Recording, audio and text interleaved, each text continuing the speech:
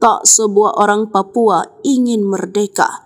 Tokoh adat ini persilakan TNI tindak tegas OPM. Kami ingin hidup damai. Kuar-kuar membela tanah Papua. Nyatanya OPM malah dimusuhi pribumi Papua. Hal ini tak lepas dari aksi teror OPM yang kerap kali menyasar masyarakat Papua yang tidak bersalah.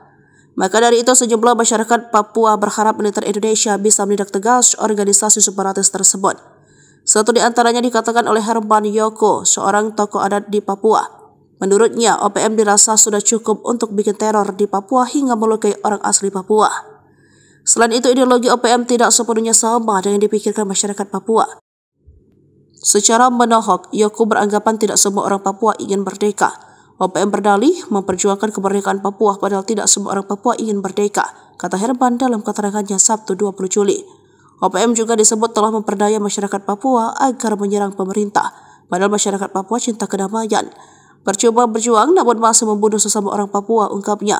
Hal senada diungkap oleh tokoh pemuda Papua Ali Kabiai. Oleh karenanya, aparat keamanan didukung agar menindak tegas OPM dengan tujuan supaya mewujudkan kedamaian di Papua. Silakan aparat bertindak karena kami tidak ada kaitan dengan kelompok itu, ujar Ali.